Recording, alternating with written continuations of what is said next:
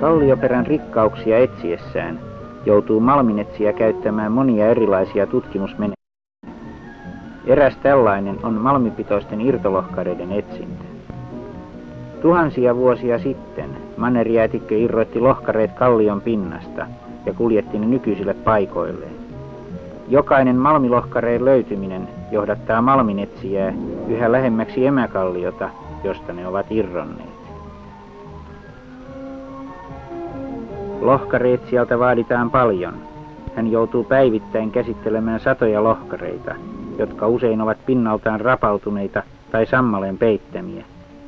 Ja vasta lohkaistulta tuoreelta pinnalta saattaa etsijä nähdä, onko kysymyksessä malmipitoinen kivi vai ei.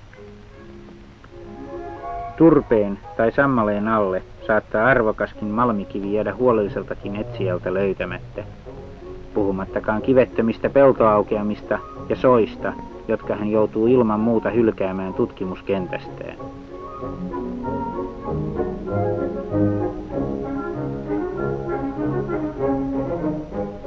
On varmaan monin eri keinoin yritetty tehostaa ja nopeuttaa lohkareetsijän, monta kertaa jopa toivottoman tuntuista työtä, mutta tuskinpa kenenkään mieleen on tullut käyttää koiraa tähän tehtävään.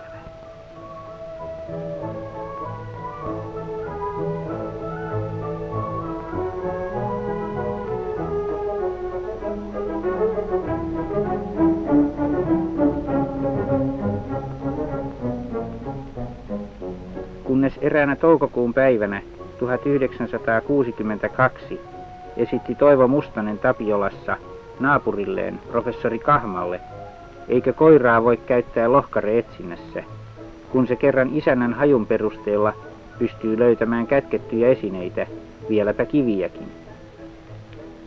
Kiisupitoiset kivethän rapautuessaan muodostavat rikkiyhdisteitä, joiden voimakkaan hajun pystyy ihminenkin selvästi eroittamaan. Jospa vain koira oppisi tämän hajun tuntemaan. Siinähän onkin lohkareetsijöille mainio apu.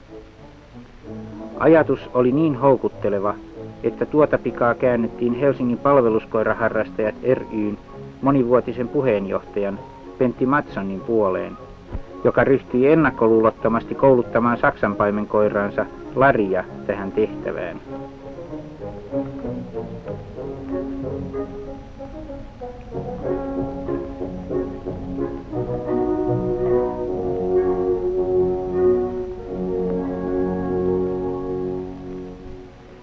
Ennen varsinaista erikoiskoulutusta on koiralle annettava mahdollisimman täydellinen peruskoulutus.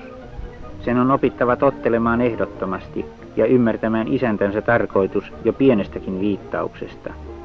Sen täytyy luottaa täysin isäntäänsä, eikä mikään ulkopuolinen seikka saa häiritä silloin, kun se suorittaa isäntänsä antamaa tehtävää.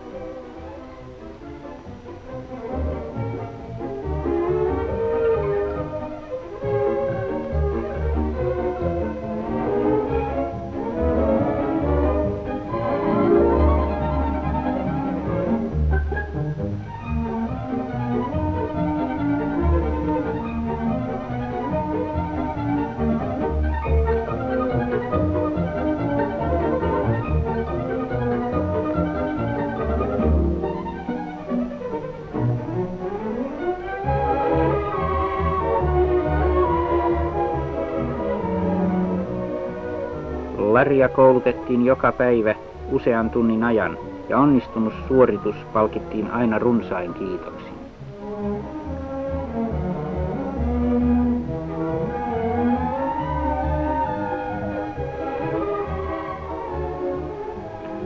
Tottelevaisuuskoulutuksen jälkeen Lari sai vähitellen tutustua varsinaiseen tehtäväänsä, oppia tuntemaan kiisupitoisten kivien haju.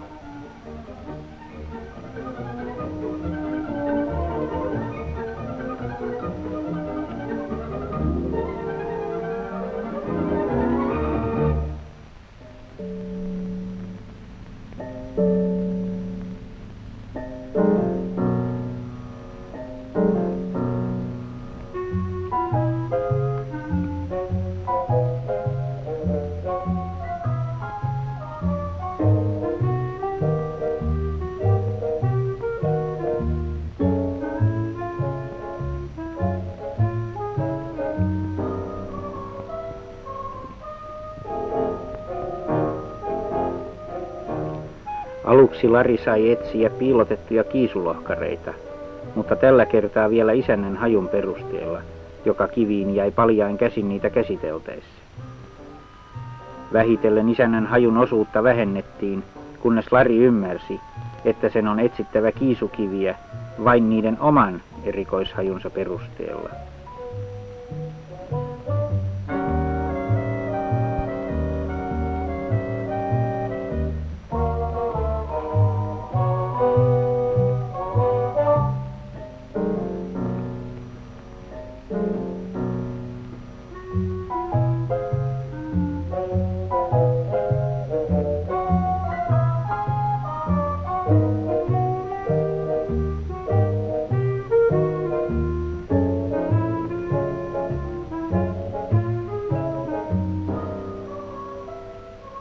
Kahden vuoden jatkuvan koulutuksen jälkeen Lari oli valmis etsimään maastosta todellisia malmilohkareita geologisen tutkimuslaitoksen eri malminetsintätyömailla.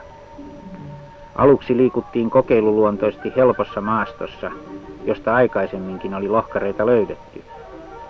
Kaikilla alueilla kokeilut onnistuivat täysin, ja kesällä 1964 sai Lari ensimmäisen varsinaisen tutkimusalueensa Juvalla ja Virtasalmella.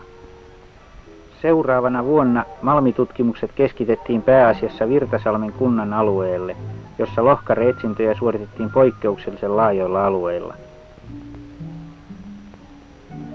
Lari suoritti täällä lohkare-etsintöjä jatkuvasti yli 4 kuukauden ajan, varsinkin sellaisilla alueilla, joilla lohkare-etsijän työ edistyi hitaasti ja tulos jäi aina jossain määrin epävarmaksi.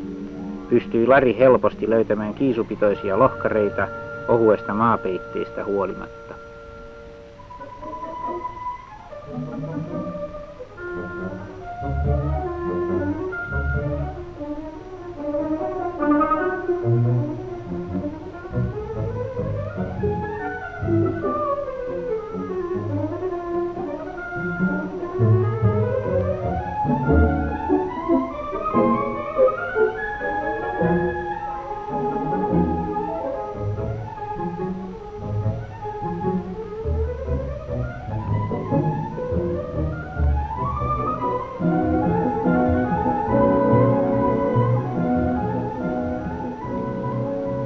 Isäntänsä viitteitä ja kehoituksia seuraten tutki Lari tarkoin kulkureittinsä maastossa, ja tuntiessaan tuon tutun kiisun hajun, se innokkaasti kaivaen ja haukkuen ilmaisi isännälleen löytönsä. Isännän tutkiessa löytöä seurasi Lari tyytyväisenä viereltä. Onhan se jälleen tehnyt isännälleen palveluksen.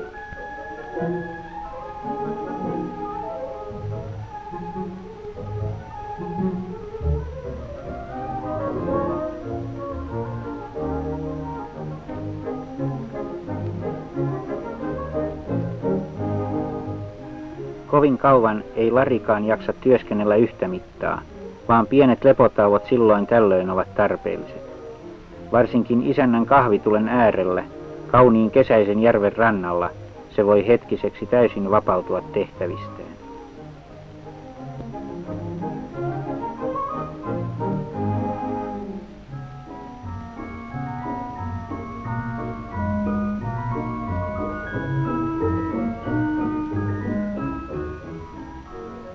Koiralta vaaditaan sekä erinomaista fyysistä kuntoa että keskittymiskykyä, jotta se jaksaisi koko pitkän päivän etsiä yhtä määrättyä hajua, antamatta muiden metsän houkuttelevien hajujen johdattaa itseään harhaan. Mutta vaaditaan varmaan myös horjumatonta kiintymystä isäntään, jota se tietää etsinnällään auttavansa.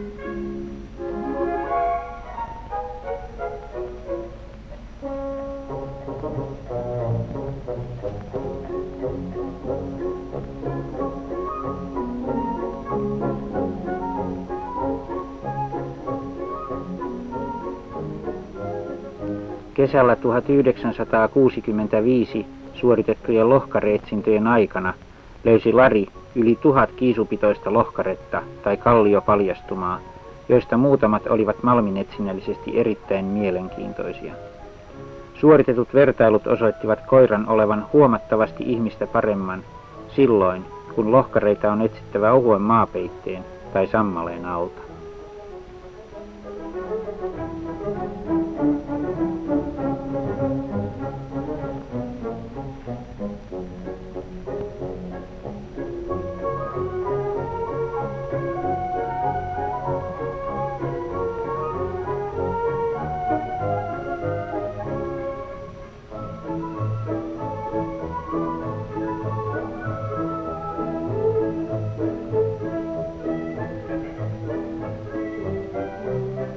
Lohkareetsintä on vain yksi nykypäivän malminetsinnän monista työvaiheista.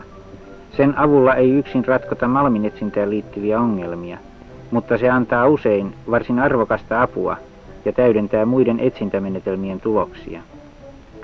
Larin kouluttaminen lohkareetsintään on ollut täysin kokeiluluontoista, ja näiden muutamien vuosien aikana saavutetut tulokset osoittavat selvästi koiran pystyvän taitavan kouluttajansa ansiosta varsin merkittävällä tavalla palvelemaan malminetsintää.